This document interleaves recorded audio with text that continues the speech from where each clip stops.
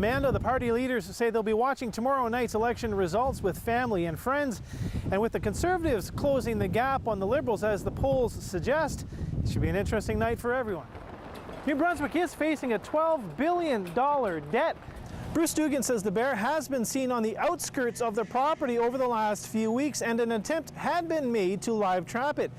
The show of support continues outside the Kodiak Police Detachment. Many people remain quite concerned. In fact, it has been a terrifying time for people in Moncton. Many have been in their homes, some hiding in their basements for almost 24 hours. And the sense of sadness and grief and disbelief is quite palpable in the city. I want to bring in my colleague, CTV's Jonathan Macinnis, who, in addition to reporting on this situation, lives here in Moncton. And Jonathan, it's a surreal feeling. The city is practically a ghost town, but for this huge police presence. That's true. And on the drive in this morning, Steve, it was kind of an eerie drive. I came in along many of the major arteries. Almost all of them were completely deserted. A lot of the major intersections were manned by armed police officers, something we obviously don't see here in Moncton very often. And a lot of people I spoke with today said, this is something that they're really not grasping. The checkpoints remain around the city of Moncton. Armed RCMP officers checking vehicles for any sign of 24-year-old Justin Bork. Teresa Mullen operates a corner store near the RCMP perimeter. She is open, but her door is locked, buzzing in only those she recognizes. And it feels like the action that happens in big cities. You just don't think of these things happening in a small city like Moncton. But I guess we're no different than anyone else. It seems like everyone is affected by this shooting. Joey Pino showed up at the construction site this morning. The work crew held a security meeting. We had a little security meeting there, and he said, if you guys don't feel comfortable working, you can take the day off and go back home. And I went back to work for like an hour, and then the plane started circling around, and I said, nah, this is just too much for me. This is Mountain Road, and it's one of the busiest roads in the city, and it's late afternoon, and as you can see, it is essentially deserted. People seem to be following RCMP instructions to stay home. According to city officials, the area under lockdown contains 5,346 civic addresses, and that includes businesses and residences. Last night, Tyler Whitehead was told he couldn't get to his wife and newborn child, who live in the neighborhood where the shooting took place. I'm quite stressed, to be honest with you, and I've been communicating with them, and they have to have the doors locked and the windows shut and the blinds pulled, and so I just pray that they're safe and know that I love them. The news of the death of the three members of the Kodiak RCMP hit hard, especially for Rick Shella, a retired member of the force. There's a comradeship in the RCMP that you can't compare to everyday life. And even after 44 years of being out of the force, it still grabs you because you're losing a part of your history, your background.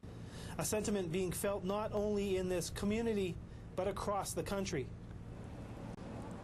And Steve, obviously, as this manhunt for Justin Bork continues, police are asking residents to remain in their homes, doors locked, windows locked until this man is found. All right, Jonathan, thanks very much. You're welcome. Our team coverage begins tonight with CTV's Jonathan Macinnis. It was a display that proves there is strength in numbers.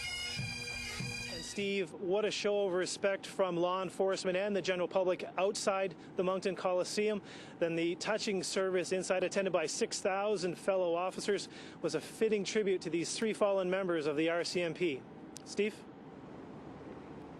Thank you, John. CTV's Jonathan Macinnis with us here in Moncton also. Today, the city of Moncton exhaled. It was thought the fire had been contained to the far side of the building, and people were not knowing what to do with the dog tags. Evans held on to his find. This area of flooding is of special concern to emergency officials.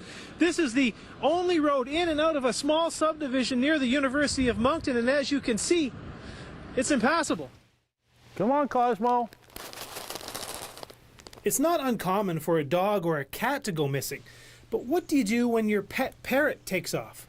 And he's been flying a tiny, tiny bit, usually from the cage to our shoulder and back. We didn't think he was going to be able to full flight. Scott was letting his dogs out early this morning, and the bird flew past his wife and out the door. And as he was putting up lost bird posters around the neighborhood, you could hear Cosmo squawking from the top of those trees. And we were planning on getting his wings clipped again. nobody thought that he'd attempt to get out the door, especially in this weather, but you know, birds are birds. Scott tried luring Cosmo down by playing parrot sounds on his phone.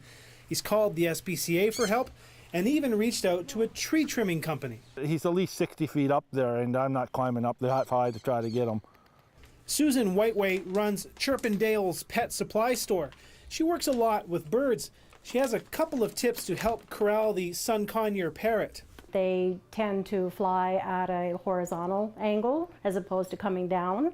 So the higher they can get, the better it would be to retrieve it. My biggest concern is he's a tropical bird. So this type of weather, even though it's warm, as you can see when we were looking at him, he's got his head tucked under and he's all puffed up. So all Scott can do is try to encourage Cosmo to come home to roost. Jonathan Macinnis, CTV News, Dieppe.